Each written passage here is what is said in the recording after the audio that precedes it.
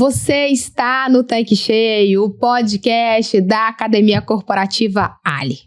Bom, nós estamos no mês de maio, né? Aquele mês que a gente sempre lembra de um assunto muito importante: imposto de renda. É sobre isso que nós vamos falar hoje, o imposto de renda de pessoa física. E aí a gente pergunta, Karen, mas esse podcast não é para revendedores, né, dono de postos de serviços?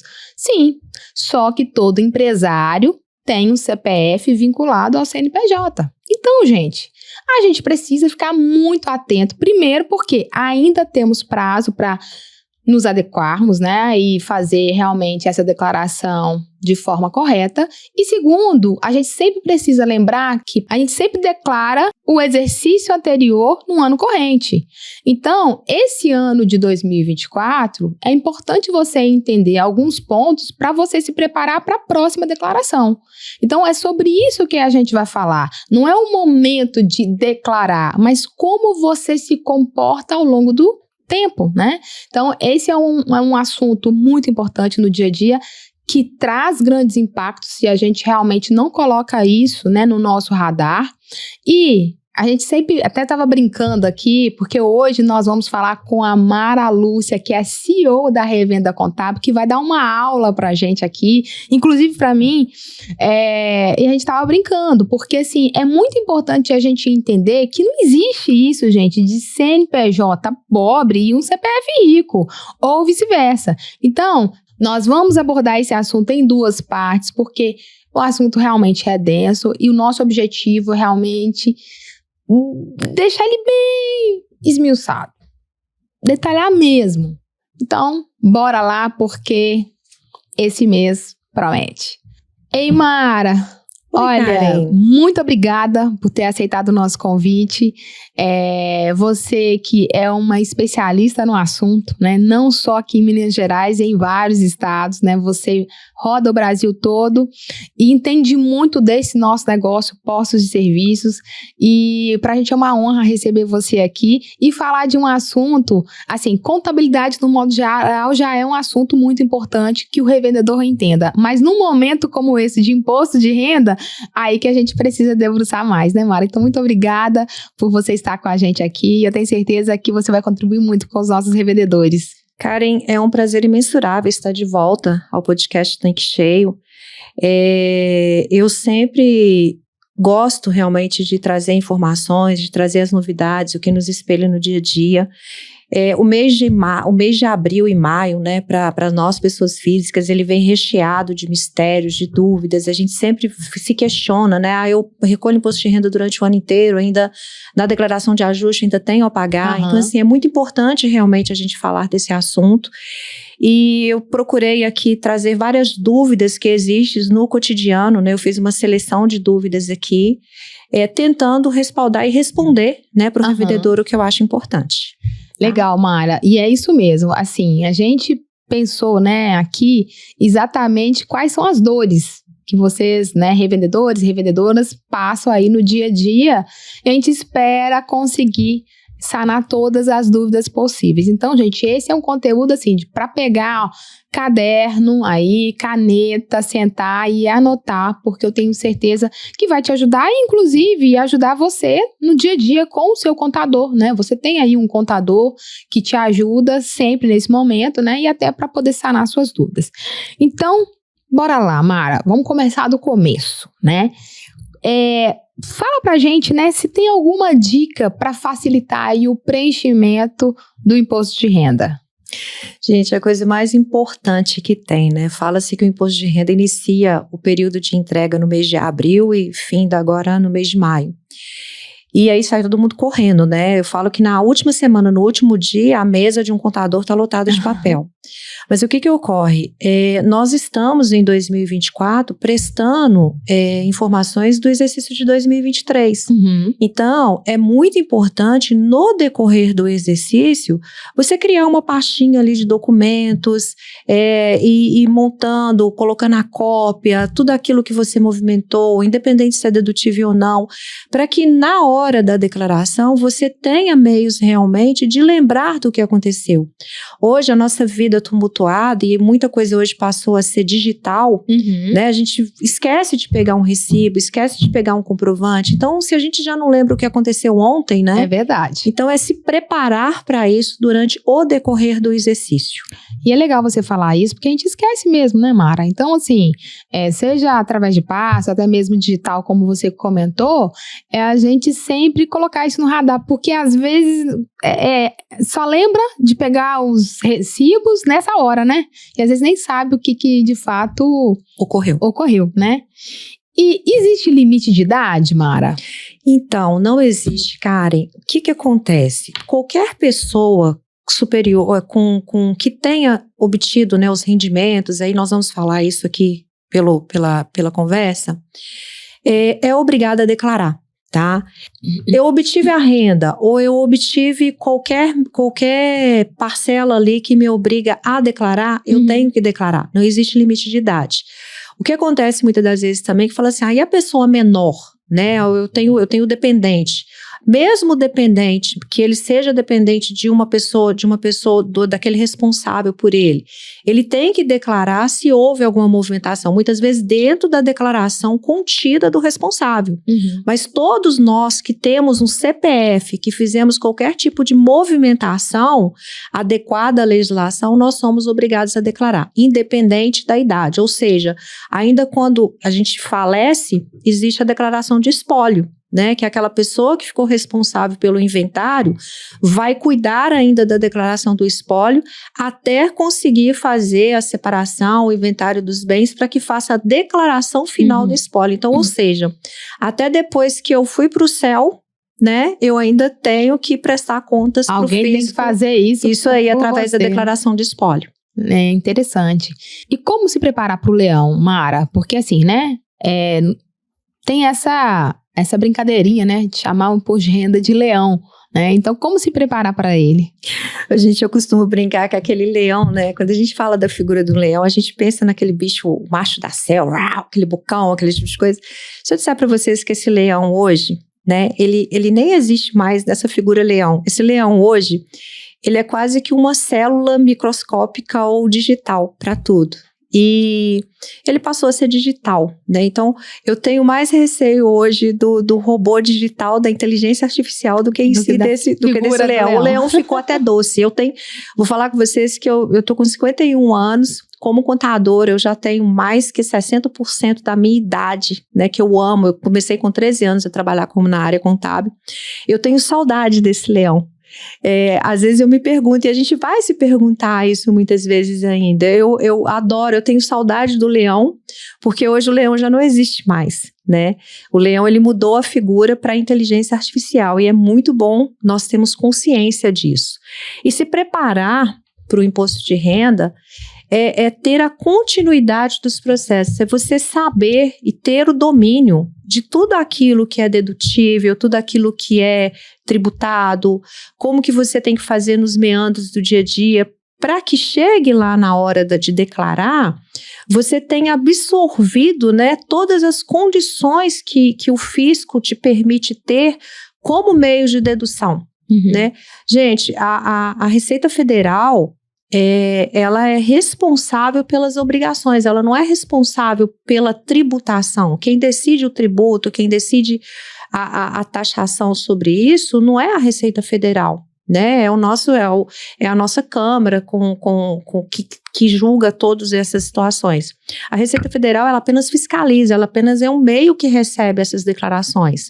Então, a gente tem que entender que a Receita Federal, ela tem as normas a seguir. Então, nós, como cidadãos, também temos que seguir todas essas orientações e normas para que a gente consiga prestar conta, se necessário, né? E quem que está obrigado a declarar, Mara? Olha, no caso de renda, tá? No caso de renda, porque são vários quesitos e a gente vai discutir todos eles aqui. Mas, por exemplo, qualquer CPF, como eu disse para vocês, não tem limite de idade, tá? Qualquer CPF que tenha recebido no ano de 2023, de janeiro a dezembro, independente que tenha sido no único mês, valores superiores a R$ 30.639, está obrigado a fazer o imposto de renda. Ou individual, ou como dependente, ou como conjunto no caso de uma declaração entre marido e esposa, né? Então, assim, recebi acima de 30 mil, o meu CPF está obrigado a declarar, ok?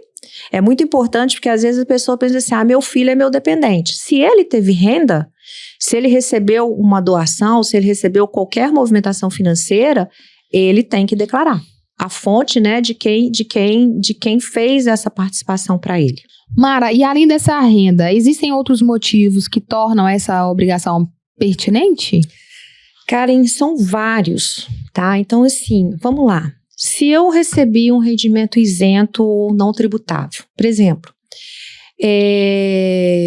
eu recebi até que seja uma herança, tá? Exclusivamente na fonte, tributado exclusivamente na fonte, superior a R$200 mil, eu tenho que declarar, independente de eu ter tido renda ou não, tá? Se eu obtive ganho de capital, o que é ganho de capital, gente? Vamos supor que eu tenha vendido um imóvel, tá, de minha propriedade, e esse imóvel no meu imposto de renda, ele valia 100 mil e eu vendi esse imóvel por 1 milhão. É lógico que tem alguns outros critérios pelo ganho de capital, mas a consequência disso, entre a diferença do preço declarado e a diferença do preço de aquisição e a diferença do preço de venda, eu tive um ganho. Esse ganho faz com que eu seja obrigado também a declarar, através da declaração acessória, que é de ganho de capital, e consequentemente ela se esbarra e fecha na declaração anual de um imposto de renda. Tá? Se eu tive operações na bolsa de mercadorias futuras, de mercado futuro ou semelhante, acima de 400 mil, que me gerou ganhos líquidos de sujeitos ao imposto, qualquer movimentação financeira, né, que me gerou ganhos, que me trouxe outras receitas, independente de tributados ou não, me obriga a declarar. Tá? E é muito importante comentar, porque às vezes assim, eu tive aquilo ali, e não tive, naquele ano eu tenho no meu imposto de renda esses valores, não tive renda, não tive remuneração nesse ano, mas tenho isso aí como os bens. Se eles são superiores, uma coisa me obriga a declarar independente da outra, tá? Outra situação também que é muito importante a gente falar, quem é da atividade rural, tá? E aí, atividade rural, nós temos atividade rural pessoa física, e às vezes nós temos atividade rural pessoa jurídica, né? Aqui no caso da pessoa física. Na declaração de imposto de renda pessoa física, ela tem uma parte acessória que é da atividade rural. E por que é importante quando você tem a inscrição de produtor rural, você está fazendo o seu livro caixa ali direitinho, tá? Por quê? Você vai estar declarando todas as suas rendas e todos os seus gastos que você obteve com a produção rural. Aí falando um pouco do exemplo aqui, infelizmente nós estamos passando, né, por uma calamidade no estado do Rio Grande do Sul. É verdade. E nós sabemos que lá está a maior concentração agro, né, do nosso país. E aí fica aquela pergunta, poxa, quantas situações não se perderam nesse contexto? Então, aquele produtor rural que teve ali as perdas e tudo, fazendo um livro caixa, ele vai poder amenizar o prejuízo dele, tendo o controle das situações dentro do imposto de renda. Então, ou seja, aquela receita que ele teve vai poder ser abatida do prejuízo fiscal que decorrer. E na atividade rural, você pode deduzir 100% do seu prejuízo. Então, por exemplo, se eu tive um ganho de 1.000, mas eu tive um prejuízo de 1.000, eu não vou ter ganho nesse assunto. Então é muito importante, o produtor rural, às vezes ele nem teve a movimentação financeira que é obrigado a declarar e tudo, mas ele se atentar e ir fazendo a movimentação do livro caixa dele para que ele possa, no momento necessário, utilizar, né, esses prejuízos fiscais como dedução da sua própria renda, evitando um novo imposto, ok? E quem assim se prepara, eu falo que o imposto de renda é muito importante quando a gente se prepara para ele durante o ano, mantendo contato com o contador, perguntando, se orientando, porque a gente não consegue mudar aquilo que já aconteceu, mas a gente consegue no curso do caminho criar meios, né, para ter menos impacto. E aí não adianta chorar depois do leite derramado. É verdade. Tá? Tem outras situações, por exemplo, assim, que obriga, né, a declaração, igual eu coloquei. Vamos supor, você é obrigado a declarar uma herança que você recebeu. Aí, por exemplo, eu recebi do meu pai uma casa, tá? Então, eu tenho que declarar que eu recebi uma herança. Só que eu pretendo, né, no ano que vem ou daqui a 2 anos, eu pretendo vender esse imóvel, esse bem que eu recebi, tá? Então, se eu pretendo fazer isso, eu sou obrigada a declarar o bem na declaração anterior, mesmo que eu nunca tenha declarado, mas eu sou obrigada a declarar esse bem, porque eu pretendo fazer a venda dele. Por quê? O ganho de capital, ele é sobre aquele custo da aquisição que você teve. Então, é a forma que o governo tem de fiscalizar, né, o bem que você recebeu para o valor que você vai estar vendendo.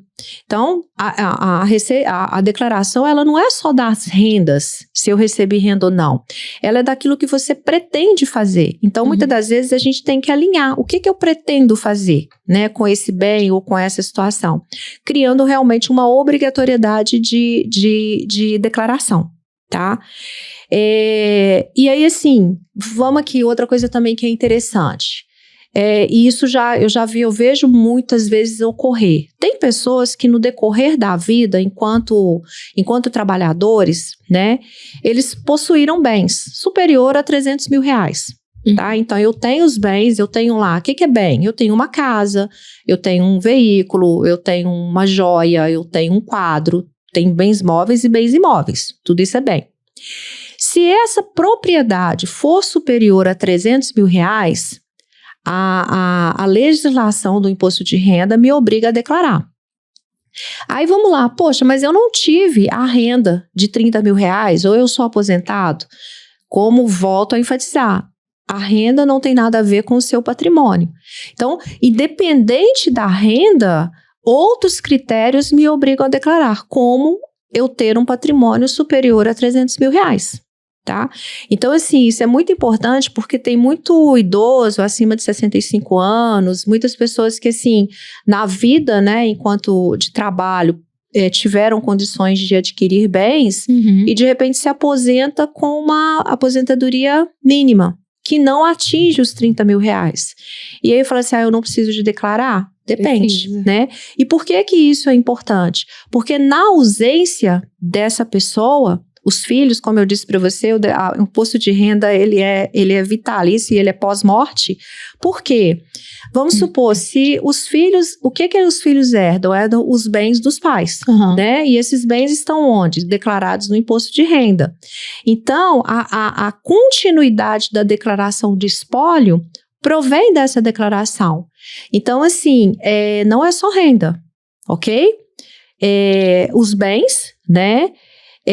Se eu sou sócio de empresa também, agora esse sócio de empresa é bem interessante. Eu tenho 300 mil, não tenho 300 mil de renda, não tem 300 mil de bem, tá? Não recebi 30 mil no ano, mas eu sou sócio de uma empresa, tá? Cujo capital social é superior a 300 mil, me obriga a declarar. Agora, se eu tenho bem, as minhas cotas da empresa é inferior a 300 mil. Eu sou obrigada a declarar? Depende. Se os bens forem superior a 300 mil, sim. Mas se os bens forem inferior a 300 mil, se eu não obtive a renda e se eu tenho cotas de participação na empresa com capital social menor do que 300, eu já não sou obrigada. Então, assim, a legislação, ela vai e volta. Então, você tem que ficar passando pente fino, né? Para ver se você é obrigada a declarar ou não. Tá? E quando a gente fala de propriedade de bem superior a 300 mil, né? O que está inserido? Importante. Imóveis, tá? Quando eu digo imóveis, eu tô falando imóveis residencial, lotes, qualquer coisa nesse sentido, empresa, qualquer coisa nesse sentido. Veículos, independente do ano, tá? Se é um veículo novo, veículo usado, ou se é um veículo de antigo, né, restaurado. Bens móveis, que são joias, quadros, superior a 5 mil. Tá? Então, assim, eu tenho um quadro na minha casa, eu vou declarar? Não. Se aquele quadro, né, tiver um valor superior a 5 mil reais, ele é considerado uma obra de arte. Aí eu tenho que declarar. Se eu tenho uma joia, tá? Uma joia é uma coisa. Agora, eu tenho uma quantidade de superiores a 5 mil reais. Aí, consequentemente, tem que declarar, tá? Se eu recebi uma herança ou doação, tá? Como eu disse, às vezes, assim, eu não tenho bem nenhum, mas eu recebi um bem, né? Um bem imóvel, um imóvel, por exemplo, proveniente de uma doação. Faz com que esse bem seja incorporado dentro daquele valor de 300 mil, tá? Isolado ou no conjunto. E aí tem outras situações, por exemplo, conta bancária. Tem muita gente que tem, assim, 10 contas bancárias. Tem gente que é maluco, né, gente? Eu não consigo tomar conta nem de uma. Mas, assim, conta bancária. Se eu passei no banco em 31 de dezembro do ano, do exercício seguinte, com saldo superior a R$140, eu sou obrigada a declarar aquela conta. Mas, exemplo, eu tenho uma conta bancária dessas 10 aí, eu tenho 9 que eu não movimento. Eu só abri. E o saldo lá é R$1, R$10. Eu preciso de declarar essa conta? Não. A legislação só obriga a declarar saldos superiores a R$140. Finalizados em 31/12, tá? Isso é importante que você tá falando, viu? Que às vezes a pessoa esquece. Vai abrindo banco. Aí passou com 140. Vai abrir nas contas dos bancos. Isso, fica lá. Outra coisa, por exemplo, assim, vamos supor que eu concedi um empréstimo, tá? Eu tenho condições, eu concedi um empréstimo. Então, assim, eu tenho que declarar que eu tenho um dinheiro a receber ou um cheque que eu tenho a receber. É muito importante também a gente atentar aqui que se eu concedi o empréstimo, alguém está me devendo. Então, aquela pessoa também que eu fiz o empréstimo para ela, tem também que declarar aquela situação. E a gente vai ver aqui no decorrer da nossa conversa que hoje essas movimentações são muito importantes da gente estar alinhando, né? Quem emprestou, para quem emprestou. Isso é obrigação no imposto de renda, tá dentro do valor de 300 mil. Uhum. As criptomoedas, assim, a gente vê que essa geração, essa turminha aí, os jovens aí, 20, 30 anos, eles adoram isso. E aí tem valores, às vezes, altos. De onde que provém essa renda? Né? Como que eles conseguiram esse patrimônio? Então, esses investimentos também, essa moeda, especificamente, se é acima de 5 mil reais, eu tenho que declarar. Então, assim, vamos supor que eu ganhei uma doação do meu pai, até existe um limite de doação que é isento de tributação, por exemplo, passei, mas eu investi em cripto. Mesmo que eu seja dependente do meu pai, se aquele valor que eu investi está superior a 5 mil, eu tenho que trazer para a minha declaração de bens do imposto de renda. Dinheiro em espécie, no Brasil ou moeda exterior. Então, assim, esse valor de 300 mil, ele envolve muita coisa, né? Ele não é 300 mil isolado. Às vezes você tem 100 de um, 50 de outro, na hora que você soma, deu 300. Aí você tem que declarar. Ok? Então, o critério de declaração de imposto de renda, ele é o somatório de várias situações. Ô Mara, eu tenho uma dúvida aqui, né? Quanto aos imóveis, existe alguma particularidade, né, assim, que a gente deve observar no decorrer, né, do ano, no exercício em curso, que é importante a pessoa que está declarando observar?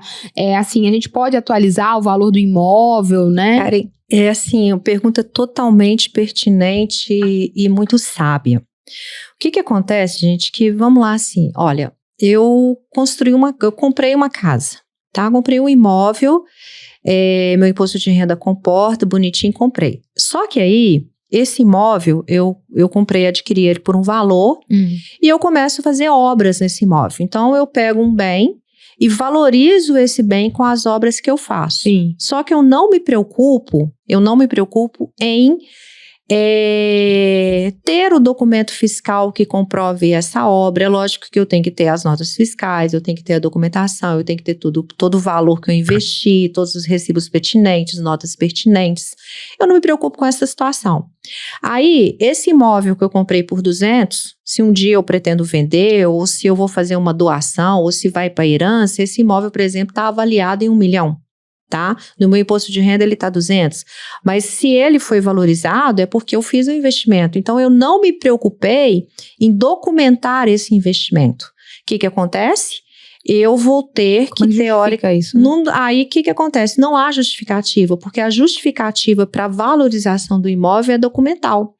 Então a Receita, né, dentro das normas do imposto de renda, permite que eu incorpore ao bem todas as obras, manutenções, investimentos que foram realizadas naquele imóvel. E aí, o que a gente faz? Poxa, eu faço uma obra, não me preocupo em pegar a documentação fiscal, em ter o conceito necessário. Aí, comprei por 200, fica por 200, mas eu investi ali 500 mil, mas não documentei. Hoje, com essa mobilidade que a gente tem aí de transação financeira, me esqueci disso, né? E aí o imóvel está 200 e ele está avaliado em 1 milhão. Então, assim, o que a gente tem que ter, a consciência, né? Eu acho que o mais legal desse nosso bate-papo é o que a gente está conversando aqui. Eu não estou falando de um imposto de renda de 2023. A gente está aqui para conversar a respeito do exercício de 2024. Então, assim, se você adquiriu alguma coisa, se você investiu, né? Se você teve a renda ali, você está comprovando, você teve a renda, você investiu naquele imóvel, faça a coisa correta, né? Junta a sua documentação, junta a sua pastinha, faça tudo bonitinho, porque aí o imposto de renda, a legislação te permite que qualquer investimento você possa inserir dentro do valor de mercado do bem. É o único momento que isso pode acontecer, né? Em nenhum outro momento. Tem gente que fala assim, vou fazer a avaliação de um imóvel, né? Com a perícia técnica. Eu posso corrigir no imposto de renda? Não posso. E isso, gente, que eu tô dizendo para vocês é muito importante, porque, assim, hoje eu falo que inteligente é aquele empresário que pensa na morte em vida. Nós sabemos que, assim, o custo de um inventário é muito alto. Né, o custo de um inventário hoje, além das taxas para o Estado, dos honorários jurídicos e de todo o contexto, um inventário e do tempo, né, da delonga que é um inventário, com esse judiciário nosso. Então, assim, a gente tem inventários lá no nosso escritório que já se fazem há 20 anos, ou seja, a segunda geração já está falecendo, e o inventário ainda está continuando. Por quê? Falta de organização. Então, assim, hoje é muito pertinente o empresário, né, que eu falo assim, a gente tem que empresariar a empresa, mas a gente tem que empresariar a nossa vida, que eu acho que é de suma importância. E eu vejo que isso ainda é muito carente dentro do revendedor. Quando a gente fala com o revendedor, fala assim, olha, você tem que pensar, tomar atitudes, né, no presente, pensando no futuro. Muito empresário ainda, da revenda, ele está ainda naquele mundinho passado.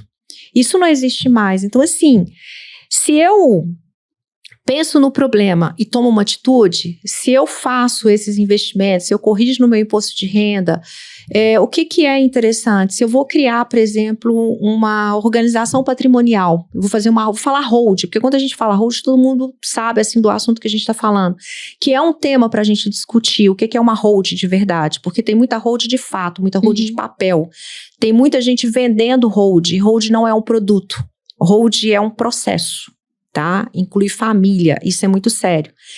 Então, eu tô com um imóvel ali de 200 mil, mas ele tá avaliado em milhões, como que eu faço isso, né? Se eu não tenho uma documentação, se eu não criei todos os arquétipos para essa correção. E hoje, muito empresário está indo para esse campo da hold, porque está se falando que na reforma trabalhista, na reforma tributária, nós vamos ter aí aumentos da carga tributária, realmente está previsto lá, mas a gente não sabe ainda, a reforma tributária ainda é uma incógnita em todos os sentidos, porque foi uma pauta e ainda está para ser votado. Se realmente acontecer, a gente vai ter um aumento muito grande na carga tributária nesses impostos de heranças, né? Então, a hold se tornou um instrumento de você resolver em vida o que você quer. Mas esse resolver em vida, gente, não adianta você pegar um papel com um imposto de renda e achar que você vai fazer mágica daquilo, né? Você tem que seguir as normas. Existe imposto de doação, existe imposto em todo esse processo. E quanto mais o seu imposto de renda estiver adequado, mais transparente, mais fácil vai ser os seus processos. Lá na empresa, principalmente meu esposo, que é muito envolvido nessa parte do direito societário e do direito familiar, nós estamos ajudando vários revendedores a organizarem o patrimônio. Mas a dificuldade que a gente tem documental é incrível, porque a maioria não tem, por exemplo, uma escritura de um imóvel. A maioria tem um contrato de gaveta de compra e venda que vem lá dos pais, tá tudo bem. Mas, ou seja, para você organizar esse processo, você vai precisar de efetuar pagamentos para registrar aquilo ali. Para regularizar. Para regularizar. Então, assim, o meu convite, eu acho que o mais gostoso desse bate-papo nosso aqui é a gente começar a pensar, né, no presente, naquilo que a gente precisa para o futuro. Porque o imposto de renda não é só a renda, é o que a gente pretende fazer com a nossa vida, né? E eu acho muito legal essa sua explicação, Mara, porque está falando de comportamento. Sim. Mudança de comportamento. Né? Não é uma situação assim que eu tenho que pagar uma conta, eu tenho que pagar uma taxa e chegou aquele período de pagar. Que às vezes trata muito o imposto de renda como um momento ali que tem que declarar, né? Mas não vive esse processo ao longo dos meses. Para quê? Para que no momento da declaração isso fique mais leve, né? Fique mais tranquilo e tal. Então é mudança de comportamento mesmo. Eu só vejo a obrigação, né? Eu não vejo o porquê. E quando a gente passa a analisar o porquê, tem até uma brincadeira que eu falo muito nas minhas palestras, que a gente fala, que tem mania assim, de falar assim, olha, eu pego um cigarro e acendo aqui, eu causo um impacto quando eu faço isso numa palestra minha, que todo mundo olha pra mim e fala assim, ela vai fumar. Aí todo mundo tá alinhado ali, aquele cigarro ao câncer, né? Que o cigarro, o tabagismo faz mal ao câncer. E hoje em dia, por exemplo, quando a gente oferece um copo de Coca-Cola para uma criança, a gente está tornando aquela criança ali, ou um adulto, ou quem seja, muito mais doente do que a gente pode imaginar, por conta do açúcar, que é a glicose, que comprovadamente está matando muito mais do que a gente consegue imaginar, né? O sódio, o açúcar que está no meio da alimentação. Então, assim, o que eu falo muito com as pessoas? Gente, a gente está muito preparado para apontar para os outros, mas a gente não está preparado para apontar pra gente. Muda uma atitude que você muda um monte de coisa, né? E o empresário hoje eu posso falar, eu convivo com os maiores empresários de revenda do nosso país, eu sou privilegiada. Os empresários de grande sucesso, eles aprenderam a pensar fora da caixa. Eles não estão vendo mais a Receita Federal como inimigo passivo. Eles estão vendo a Receita Federal, eles estão vendo tudo que está por detrás como meios de irem se programando, de criar governança, de criar processos. Então, assim, quando a gente muda uma atitude, a gente muda muita coisa. Então, é isso aí que você acabou de falar. Não adianta a gente falar de imposto de renda como uma obrigação. Eu acho que se a gente vê o imposto de renda como solução, né, fica mais fácil, tá? Fica mais fácil. Mara, quando um bem é adquirido financiado, ele precisa declarar? Sim. Como a gente já veio conversando, o bem ele é adquirido pelo custo de aquisição, né? Então, isso é de suma importância. Agora, existe hipótese que eu fiz a aquisição de um bem financiado por uma instituição financeira, por exemplo, no qual esse bem encontra-se alienado. Esse valor que está financiado, eu não preciso de fazer a declaração dele como uma dívida, até mesmo porque o bem está em garantia, tá? Mas, por exemplo, no decorrer do exercício, eu paguei parcelas desse financiamento. Então, essa parcela, eu tenho que, no ajuste, né, da declaração do imposto de renda, incorporar ao meu valor de aquisição. Então, eu comprei por 100, eu paguei durante o ano 30 mil, aí eu vou incorporar o valor de 30 mil aquele bem proveniente, né, do meu aumento referente ao parcelamento que eu fiz. Agora, se esse bem, por exemplo, eu adquiri de uma pessoa física, Tá? Eu não adquiri de uma instituição financeira, ou eu não tenho nenhum vínculo financeiro, eu adquiri de uma pessoa física ou que seja de uma pessoa jurídica direta. Aí, nesse caso, eu contraí uma dívida. Aí eu tenho que declarar a quem eu devo, né? O porquê que eu devo, o CPF, o vínculo, tudo direitinho. E à medida que for pagando, a gente vai fazendo a incorporação. A ficha de ônus, ele não há necessidade de declarar o bem adquirido no ônus quando ele é financiado por uma instituição financeira. Até mesmo pelo fato dele estar dado como garantia. Agora, não se esqueçam, gente, de corrigir, tá? Porque o que acontece? Declarei uma única vez e vou lá e não incorporo. A gente vai cair naquela mesma situação do valor venal do bem. Se eu for fazer uma venda ou se eu tiver que fazer uma doação ou qualquer coisa que vai acontecer, vale o valor que está na declaração. Então, quanto maior o valor, de acordo com a realidade que você fez, menor a sua dívida futura, né? No caso aí de uma alienação para terceiros. Só detalhando que existe aquele limite de isenção de 440 mil, né, para venda de imóveis na pessoa física. Considerando, é lógico, aquele prazo de 5 anos de um único bem residencial. Então, assim, a gente tem que imaginar, né, prever o futuro para tentar ter menos tributação nas movimentações que nós vamos efetivamente executar. Ok? E Mara, você falou sobre dívidas em algum momento, né? Então, às vezes a pessoa fala assim, eu não tenho dinheiro, mas tem as dívidas. Precisa declarar? Cara, eu vou brincar com você que eu falei assim, esses dias eu tive um sonho tão engraçado que eu acordei no sonho falando assim, nossa, eu não tenho mais que pagar a minha fatura do cartão de crédito. Gente, esse foi meu sonho. Imagina que delícia, eu não ter que pagar a fatura do cartão de crédito, eu não ter que pagar empréstimo, eu poder comprar o que eu quiser e deixa pra lá, né? É assim, né, gente? Assim, se a gente adquiriu alguma coisa que ele criou uma dívida, né, tem que ser declarado, porque o que ocorre? Se eu devo, eu tenho que pagar, né? Se eu fiz um financiamento bancário, se eu adquiri um veículo, esse veículo ele é financiado, todo esse endividamento eu tenho que estar declarando. E até mesmo se eu contrair algum empréstimo de pessoa física, eu também tenho que estar declarando. A pessoa física que me emprestou também tem que estar declarando, né? Para poder ter o cruzamento das informações.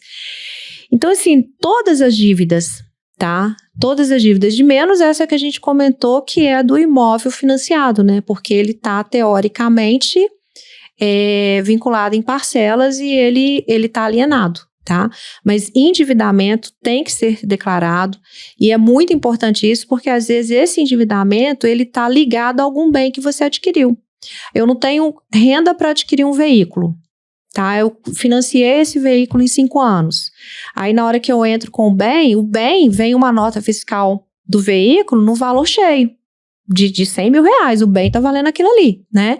Só que aqueles 100 mil eu dei 20 de entrada e financiei 80. Então, eu tenho endividamento. Então, esse veículo, né, à medida que eu for pagando, ele vai deduzindo o valor do meu financiamento. Tá? Então, todas as dívidas, elas têm que estar alicerçadas e ela vai interferir também na nossa capacidade de pagamento, tá? Ou seja, se eu baixei um empréstimo, eu tenho que ter renda que comporte, né, o pagamento desse endividamento. Mara, em relação à doação, né? Existe algum limite, né, para doação, para que eu não tenha que declarar o imposto de renda? Por exemplo, um filho, né, que eu tenha feito alguma doação a alguém, né, que enfim, né, não tenha que ter incidência de pagamento do imposto de renda. Tá, na realidade, o que acontece? É o imposto de transição, de transmissão da doação. Os estados, cada estado possui uma legislação específica, tá? Então, cada estado fala que até o valor na moeda do estado, até X valores, você tem isenção do imposto de transição sobre a doação. Então, por exemplo, aqui em Minas, tá? Praticamente 40 mil reais. Então, até o valor de 40 mil reais, eu posso doar para um terceiro, que seja meu filho, para quem eu queira doar, tá? Desde que devidamente declarado, desde que eu tenha renda, né? que eu possa destinar essa doação.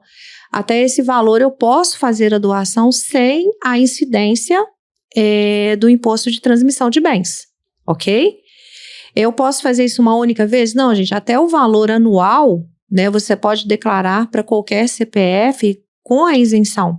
Isso é muito importante porque às vezes a gente começa a criar patrimônio para os nossos filhos e se esquece, né? Vai criando ali o patrimônio dos filhos e se esquece disso. Então, isso é uma oportunidade que a gente tem. Até o limite, né, de isenção, você pode doar para os seus filhos anualmente para que ele comece a constituir o patrimônio dele. E isso é muito importante quando a gente pensa em organização patrimonial.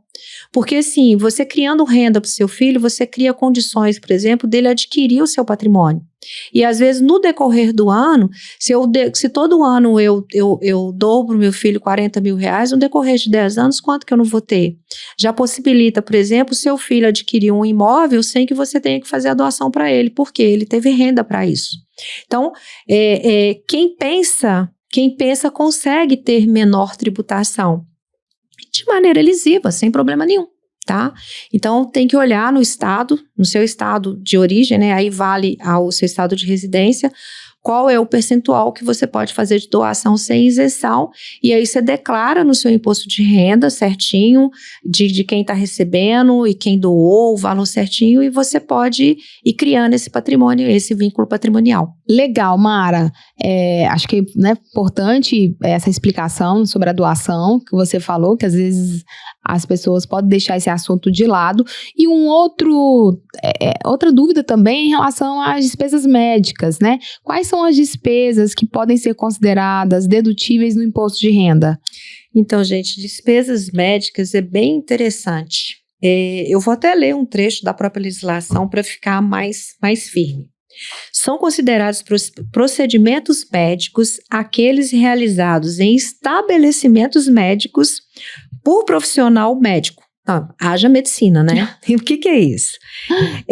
Considerando todas as especialidades médicas, dentista, psicólogo, fisioterapeuta, terapeuta ocupacional, fonoaudiólogo, clínicas, hospitais e plano de saúde. Então, o conceito médico, ele até está um pouco mais abrangente, porque antes era considerado clínica médica, plano de saúde e hospitais. E o médico, hoje, fonoaudiólogo, terapeutas, psicólogos também são dedutíveis. Agora, o detalhe para isso aqui é que você tem que ter a nota fiscal. Antigamente, os médicos não eram obrigados à emissão de uma nota fiscal. Hoje em dia, qualquer médico ele tem que ser equiparado, né, a essa pessoa jurídica, mesmo que seja pelo CPF dele. Então, esse profissional ele tem que te dar o documento hábil, o recibo, né, para que você possa vincular ali ao CPF e até mesmo o CNPJ daquele profissional que te atendeu. E mais importante que isso, gente, uma mudança assim que está surgindo é que o governo está de olho nisso, né? Porque assim, recibo médico, a maioria das pessoas caíram muito aí em fases da Receita de comprovação da documentação. Porque teve uma despesa, paga plano de saúde, né? E os planos de saúde são valores altos, mas muitas das vezes os planos de saúde não têm o médico que a gente quer, que a gente deseja ser atendido, então a gente contrata aquele médico particular e paga a consulta. E aí na declaração de imposto de renda eu lanço o plano de saúde e ainda lanço aquele recibo médico. Tá? Então, assim, é muito importante que a outra parte também documente isso certinho, que você tenha o recibo, que aquele médico declare. Por quê? Para a declaração de um cruzar com o outro, né? Uma pessoa física cruzar com a pessoa física, a pessoa jurídica dos valores que foram recebidos. E são dedutíveis, né, essas despesas médicas, ou no modelo simplificado, até o limite de 20%, ou na declaração completa que você pode deduzir, né, todos os valores que você pagou com essas despesas médicas. Agora, tem que ser recibos hábeis, tá? Você tem que guardar essa documentação, não basta apenas você declarar. Tenha o cuidado, né, de manter essas notas, essas comprovações pelo período de 5 anos, porque se você for chamado, você vai ter que mostrar essa documentação. Eu acompanhei no ano passado um cliente meu que teve uma auditoria na sua declaração de imposto de renda por questões médicas. Ele fez uma cirurgia de cunho particular, e aí ele declarou, e essa cirurgia foi um valor bem alto, foi quase 60 mil reais, né? E ele foi chamado para prestar contas daquilo ali. Então a gente chegou lá, mostrou a nota, mostrou o documento certinho, mostrou o pagamento que foi feito no cartão, pronto, acabou o problema. Agora imagina se ele não tivesse esse documento. Imagina se a gente tivesse que ir atrás disso. Então, o documento foi para ser guardado, tá? Então, todas as despesas médicas são dedutíveis, desde que comprovadamente e com documentos hábeis, legais. Mara, ainda dentro dessa questão dos recibos médicos, né, que eu acho que ainda é a dúvida de muita gente, para 2024, surgiu alguma novidade, algo que possa facilitar aí na comprovação, né, dos recibos médicos? Então, cara, agora em abril, isso é até a novidade, ainda não tá nem se falando muito a respeito desse assunto e tudo, mas surgiu, né, o governo lançou agora o portal chamado Receita Saúde Brasil, tá? Onde que por esse portal, ao invés da emissão de notas fiscais, de recibos médicos, tudo vai sair nesse portal. Então, por exemplo, quando eu vou a uma consulta médica, eu peguei um recibo, eu peguei uma nota, eu vou poder validar no portal dessa Receita Saúde aquele documento. Então, isso vai facilitar para o governo fiscalizar as declarações do imposto de renda. Por quê? Toda a base de recibos de emissão de documento irá para esse portal. Então, por exemplo, todos os recibos ou notas emitidas para o CPF da Mara Lúcia, ao invés de eu ter que declarar ali 10 consultas médicas, o meu CPF já está dentro desse portal. Então, eu só tenho aqueles recibos médicos ali. Então, o governo, ele tem criado mecanismos de facilitar a fiscalização, né? Então, vai facilitar para nós, porque às vezes eu posso ter perdido algum documento, igual eu disse para vocês, dentro do prazo de 5 anos, a gente tem que estar guardando. Se eu perdi algum documento, eu vou poder verificar por esse portal todos os médicos, dentistas, psicólogos que eu tive durante o ano. Eu vou entrar nesse portal, igual a gente entra hoje, a gente recebe o informe de rendimento, eu vou poder entrar nesse portal e retirar de lá todos os recibos médicos provenientes para o meu CPF. Então, eu vejo como um facilitador, até mesmo porque o governo, gente, muito das declarações que caem em malha são da área de saúde. São da área de saúde. Por quê? Às vezes o profissional que você foi atendido, ele não declarou. E aí ele tem que declarar que ele te atendeu. Aí se ele não declara, não cruza uma informação com a outra. Então o governo está fazendo o quê? Ele viu que ele está tendo um trabalho muito grande em fazer essas conferências da área de saúde. Então ele criou, né, esse portal Saúde Brasil.